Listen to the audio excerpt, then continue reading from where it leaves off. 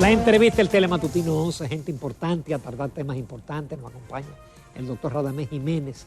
Él es ex procurador de la República, miembro del Comité Político, vicepresidente y coordinador político de la Fuerza del Pueblo. Muy buenos días a Radamés. Buenos días, Como Ramón. siempre, es un placer. Buenos días, doctor. Un placer para mí. Placer es nuestro. Bueno, aunque ya es casi llover sobre mojado, porque ha habido tantas respuestas al presidente Abinader sobre la frase de no mire para atrás. Inclusive Leonel le dijo ayer, no mire para atrás, sino para afuera volverán. Sí, esa fue la consigna del compañero presidente.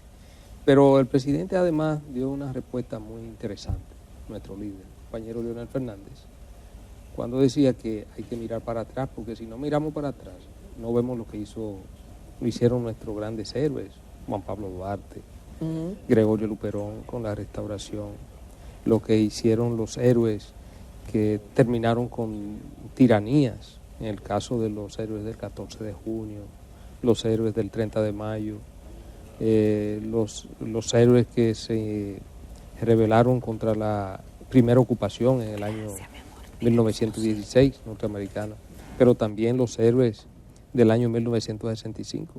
Y todas las cosas interesantes que han ocurrido, hay que mirar hacia atrás, porque si tú no conoces la historia, estás condenado a repetirla.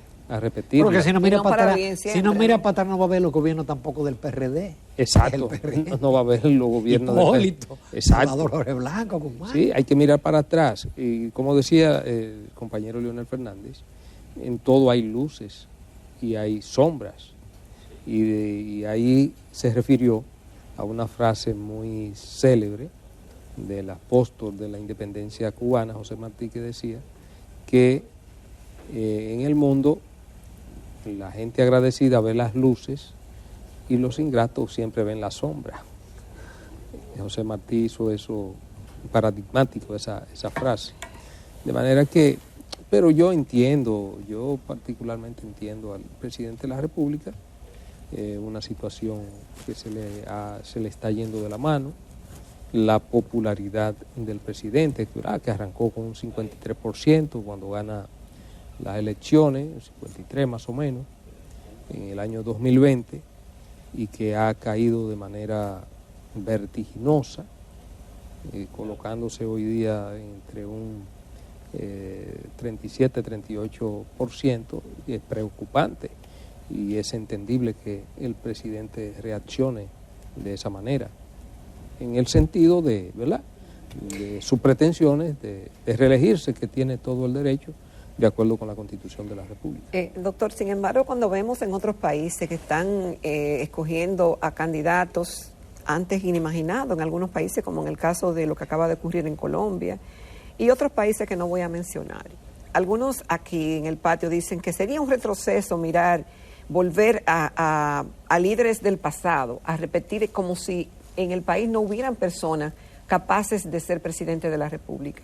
Cuando se esgrime ese argumento, ¿qué usted podría decir? No, es un argumento que es cuestionable, en el sentido de que a nadie se le puede restar la posibilidad, sobre todo si está habilitado constitucionalmente, de aspirar a la presidencia de la República, no importa que haya estado o no haya estado. Por ejemplo, el caso de Colombia, lo que sucedió con Gustavo Petro. Gustavo es una persona experimentada, que fue alcalde, que fue diputado, que fue senador, que había aspirado... Que fue guerrillero. Que había aspirado en 3 ocasiones a la presidencia de la República. Y obviamente obtuvo el triunfo en una segunda vuelta. No es un improvisado. No es una persona que llegó, como era el caso del contrincante de él, que tampoco había sido alcalde, creo, de una ciudad muy importante, Bucaramanga. Pero que era un Trump. Exacto, era una especie de Trump latinoamericano. Sí. Pero obviamente el que ganó, para mí, desde mi punto de vista, era un hombre con mucho más condiciones que el que perdió. Porque es lo que le digo, no es un improvisado de la política, es una persona con toda una trayectoria. Y ahora lo que hay que esperar, sin embargo, el fenómeno que se está dando, yo diría que a nivel mundial, Lo que se está dando es fruto de la crisis, una crisis que no solamente es República Dominicana, sino que es a nivel global, es que los gobiernos están saliendo del poder. Esa es la realidad. Por ejemplo, el partido oficial en Colombia quedó en tercer lugar. Es decir, doctor, ¿cómo es que los gobiernos están saliendo del poder? Sí, sobre todo cuando no aspiran a repostularse. ¿En cuáles casos no han logrado ese objetivo? Bueno, podemos decir que es una tendencia. Es una tendencia. Costa Rica, por ejemplo, que fue una elección reciente, el partido de gobierno no clasificó para la segunda vuelta. Colombia, la más reciente, el partido de gobierno no clasificó para la segunda vuelta. Lo mismo sucedió en Chile, también hace unos meses. Y Honduras también. Honduras, lo mismo. El partido de gobierno ni siquiera clasificó para una segunda vuelta. Es una tendencia. Obviamente esto responde a una realidad. La economía es fundamental. La economía es fundamental y sobre todo cuando los manejos no son tan adecuados y no responden a las expectativas que tiene la ciudadanía, pues eso acelera ese proceso de la gente querer de salir de lo que está. Y eso ya es una tendencia y se va a seguir reproduciendo porque, de acuerdo con las proyecciones, Ramón, que sabe más de economía que yo, no hay posibilidad todavía, por lo menos en estos 2 años, de que la economía se produzca una recuperación económica que permita crear una situación todavía más estable y que permita reducir los índices de inflación que existen hoy día. Y en el caso de República Dominicana, somos la economía de América Latina que tiene los niveles más altos de inflación. Somos la tercera, el tercer país con la inflación más alta de América Latina. Sí, solamente superada. Lo que más hemos crecido, lo que más recuperamos el turismo.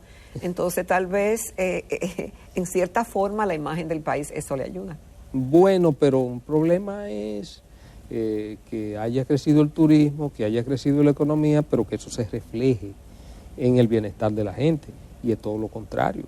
La gente cada día, cuando va a un supermercado, cuando va a una farmacia, cuando va a una ferretería, o cuando tiene que comprar lo que sea, lo que sale es echando peste. La situación está difícil. Si tú vas al supermercado hoy, compras un producto en X cantidad de dinero, cuando vas una semana después, te cuesta 20 o 30 pesos más que lo compraste hace una semana atrás. O sea, es una situación sumamente difícil. Pero eso tiene otros elementos colaterales que también son de preocupación. El desempleo. Ahora mismo más de 750,000 dominicanos están desempleados. No se ha recuperado el empleo, por más que el gobierno lo diga, lo cantaletee, no se ha recuperado. Pero no son ni que 10,000, dijo uno de nuestros invitados en esta semana, que están desempleados. Bueno. Si fuera 10,000 tuviéramos de maravilla. Entonces el índice de desempleo fuera uno de los más bajos del mundo. Si fuera así. Son 750,000 dominicanos que hoy están desempleados. 350,000 de los cuales ya han desistido de buscar empleo porque no lo encuentran. Pero doctor, dicen que es por la guerra en Ucrania, que es por temas que no controlamos aquí, que son factores exógenos, y por el tema de la pandemia, que entonces que como que sea injusto con el presidente reclamarle más porque está en una situación muy crítica. Bueno, pero que el problema es que, fíjese, yo sé que gobernar no es fácil, gobernar es difícil, pero usted asume la responsabilidad. Usted tiene que resolver. Cuando usted tiene un niño en su casa, menor de edad, el niño no le pregunta a usted que cuando él pide leche, él quiere leche sencillamente, no, y usted no va a poner a decirle, mira mi hijo, lo que pasa es que no pude conseguirla. No, usted tiene que buscar esa leche. Eso es lo que sucede en sentido general. Entonces, cuando usted le ataca el estómago a la ciudadanía, no, la ciudadanía no tiene que ver que Ucrania, que el COVID, no, usted lo pusieron ahí para resolver. Además, usted vendió que usted iba a cambiar, que usted iba a producir un cambio en la sociedad dominicana, y la sociedad dominicana esperaba ese cambio. Ahora, el cambio ha salido un tanto frustrante, Y uno ve las expresiones de la gente en las redes sociales. Yo me reí mucho esta mañana porque me mandaron un video. Parece que era una persona de un campo que estaba sentada con una olla llena de mango. Entonces ella le reclamaba al gobierno, mira, me tuve que desayunar en la mañana con mango. Lo cual es riquísimo. Sí, ahora las 12 me tocó mango. Y yo creo que en la cena también me va a tocar mango. Entonces, esa es la situación. Y esa es la situación que se está reflejando en todo el territorio nacional, sobre todo en los amplios sectores de la vida nacional. Yo creo que nadie duda que obviamente la situación ha erosionado la popularidad del presidente. Eso ha pasado en el mundo entero. Ahora, hay, vamos a decir, una duda, porque ustedes dicen, no, en segundo lugar está el doctor Leonel Fernández, ya casi cabeza con cabeza. Pero uno sienta un PLDista ahí y te dice, no, es el PLD que está en segundo lugar, somos nosotros, y eso que no tenemos candidatos, porque aquellos tienen ya candidatos. Cuando nosotros tengamos candidato o candidata, entonces olvídese que se va a ser presidente. Bueno, la verdad, lo que nosotros referimos en términos reales, en términos a números, en términos de las encuestas. Todas las encuestas posicionan al compañero Leonel Fernández como el candidato a vencer. Y no solamente que ya está prácticamente cabeza con el actual presidente de la República, sino que todas las encuestas lo colocan como el principal líder de la oposición, ya rondando el 60% en esa percepción. Eso es lo que percibe la gente. Porque además los pueblos son inteligentes. Al compañero Leonel Fernández le ha tocado dirigir al país con dificultades también. Dificultades. Tenemos la crisis del año 2004, que fue una crisis interna, ¿no?, que el compañero Leonel Fernández encontró. Un dólar al 60%, el país quebrado, la economía absolutamente quebrada. Tú que sabes más de eso que yo, Ramón, en -1 la encontró. Y antes del año, el compañero Leonel Fernández, todos los sectores productivos de la nación se levantaron. El dólar hubo que detenerlo, porque llegó a bajar al 27 por 1, del 60. 29. Al 29 hubo que detenerlo porque eso creaba una distorsión en la economía y hubo que detener la bajada del dólar. De manera, y no solamente eso, logró la recuperación de la vida productiva, la estabilidad macroeconómica, pero no solamente eso, luego tiene que enfrentarse en el año 2007 a la gran crisis, a la gran recesión mundial que se produjo en el año 2007 y se dispararon los precios de los commodities. Tú recordarás que el petróleo todavía no ha llegado a esos niveles, se llegó a cotizar a $147. Doctor, pero tenían a Petrocaribe. Bueno, pero Petrocaribe lo que no era de que Petrocaribe te daba el petróleo más barato, te lo daba igual. Lo único que te daba facilidades, te lo financiaba. No, y sin embargo, el precio más alto en que se llegó a cotizar la gasolina premium fue a 210 pesos. Ahora está casi a 300 pesos el galón de gasolina premium. Entonces, ¿por qué? Bueno, manejos adecuados de la economía. Y la inflación nunca llegó a los niveles que lo tenemos hoy día. De manera que el compañero... No cerró nunca en 2 dígitos. No cerró en 2 dígitos, jamás cerró en 2 dígitos. Y las situaciones fueron también difíciles, como la que está enfrentando hoy día. De manera que si los países latinoamericanos tienen niveles de inflación mucho más bajos que lo que hoy representa la República Dominicana, aquí hay algo que no anda bien, porque nosotros somos el tercer país con la inflación más alta de América Latina. Entonces, algo no anda bien, Ramón. Eso es lo que se ve. Y además, la gente lo está sintiendo, los sectores productivos lo están sintiendo. La cosa no está bien, aunque el gobierno pretenda pintarlo así, la realidad que vive la gente es otra. Vamos a una pausa comercial, con tu permiso, Radamés, de los amables televidentes, pero retornamos casi inmediatamente. Estamos ya desde hoy en nuestro canal de YouTube Telematutino 11 RN, y ya transmitiendo simultáneamente. Si usted sale de su casa, usted se conecta en la oficina, con el celular, con el iPad. Volvemos en unos minutos. Bueno, continuamos en Telematutino 11. Esta mañana estamos conversando con el doctor Radamés Jiménez, ex procurador general de la República. Actualmente es vicepresidente del partido Fuerza del Pueblo, es coordinador político y también es miembro de la dirección política de ese partido. Doctor, hay un tema que sigue preocupando al país grandemente además de la situación económica, el tema social de la delincuencia, de la violencia. Y yo vi declaraciones suyas hace unos días que usted había expresado que la respuesta oficial ha sido nula, casi, para las demandas que tiene la población de que haya un acompañamiento que le garantice, ¿verdad?, una sana convivencia en la sociedad. Y usted llegó a expresar que la delincuencia arrodilla a las autoridades. Así es. Lamentablemente no ha habido un plan concebido por parte de las autoridades tendente a dar respuesta, ¿verdad?, una respuesta contundente a lo que tiene que ver con el fenómeno de la criminalidad, que por más que se diga, nunca antes, por lo menos en los años que nosotros fuimos Procurador General de la República, los índices de delincuencia, de criminalidad se habían elevado y se habían sentido tan fuerte como se están sintiendo hoy día en la sociedad dominicana. Yo creo que no ha habido una política bien compartimentalizada que lleve de manera conjunta a todas las autoridades, porque no es solo cuestión de la Policía Nacional, sino que tiene que ser una visión holística por parte del gobierno para enfrentar de manera exitosa la criminalidad. Yo creo que el plan que después se obvió, que se desarrolló en los gobiernos del compañero Leonel Fernández, plan de seguridad. Barrio Seguro. Barrio Seguro, y se le llamaba Plan de Seguridad Ciudadana, que era el conjunto de todas las organizaciones del gobierno, de todas las entidades del gobierno que trabajaban de manera conjunta, la Secretaría de Deporte, la Secretaría de Educación, porque hay que penetrar al barrio, que son el caldo de cultivo de esa delincuencia.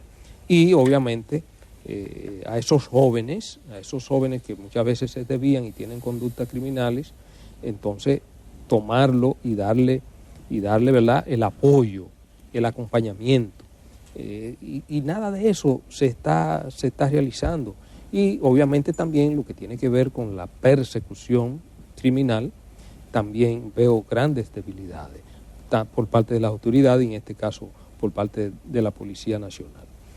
Se habla de reforma a la Policía Nacional, eso es verdad, se ha venido hablando siempre, pero yo siempre he dicho que una reforma a la Policía Nacional conlleva fundamentalmente la utilización, el empoderamiento de la Policía Nacional en términos materiales, en términos de recursos, porque tú no le puedes pedir mucho a un pobre policía que gana creo que 15,000 pesos, o creo que menos de 15,000 pesos, tú no le puedes pedir mucho, engancharle un revólver para que salga a perseguir mientras su familia la deja pasando hambre.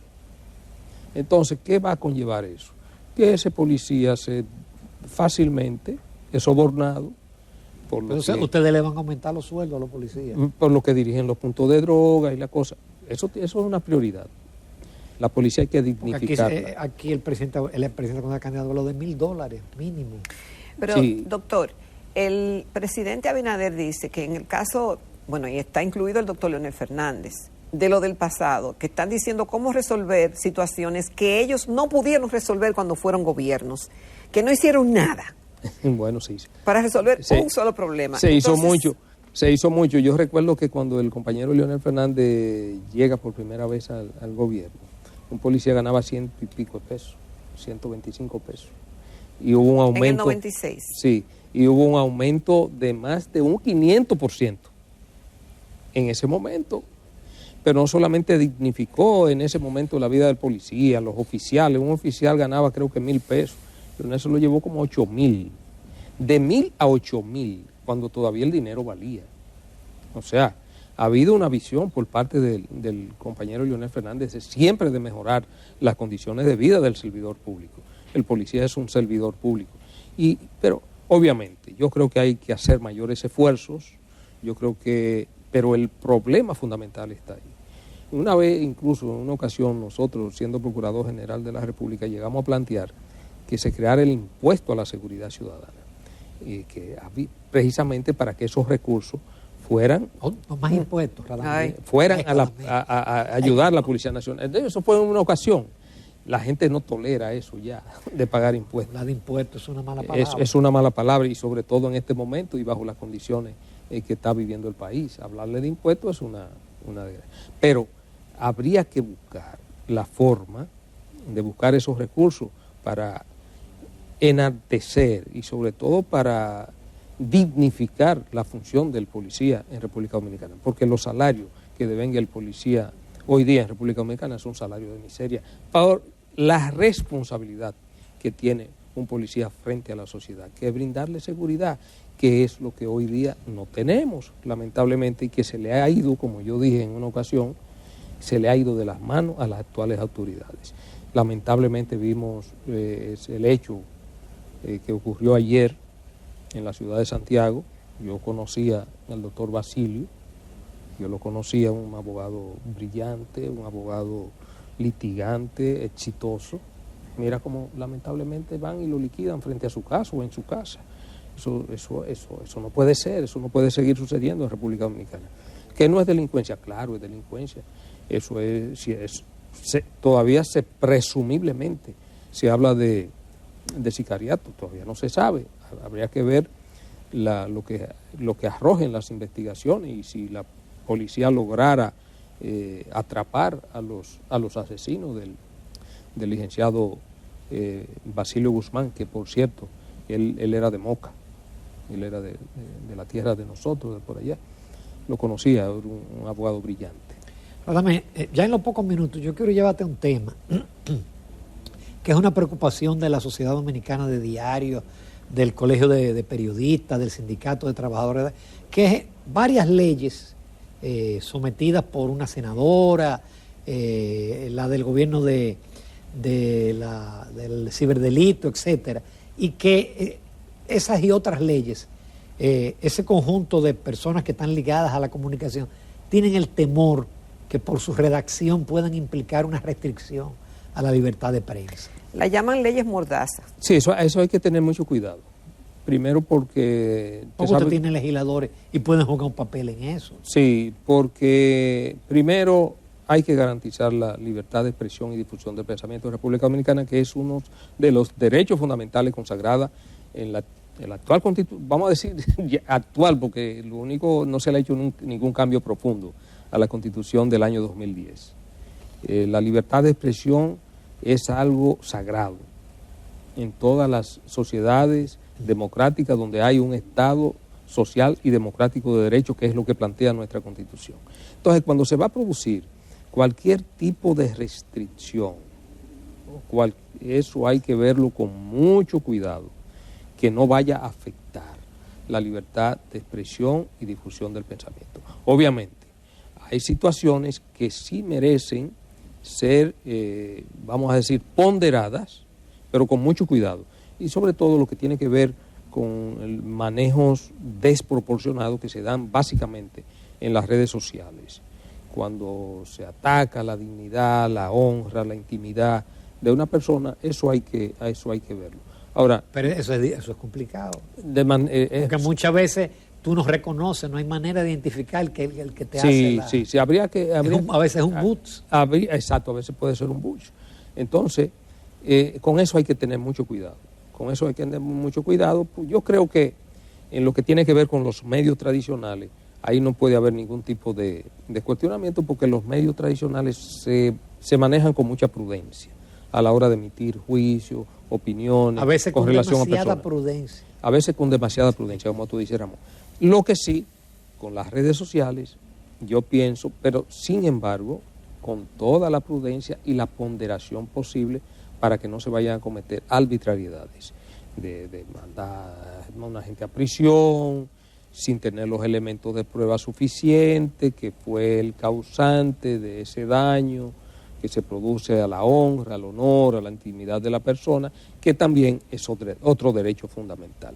Entonces, a veces se dan lo que se llaman los conflictos de derechos fundamentales, y ahí es que se dan lo que tiene que ver con la libertad de expresión y difusión del pensamiento, que es un derecho fundamental, pero también el derecho al honor, la intimidad y el buen nombre, que también es un derecho fundamental. Cuando eso se produce, esa coalición de derechos, hay que ser muy cuidadoso a la hora de producir las ponderaciones cuando se debe actuar o cuando no se debe actuar.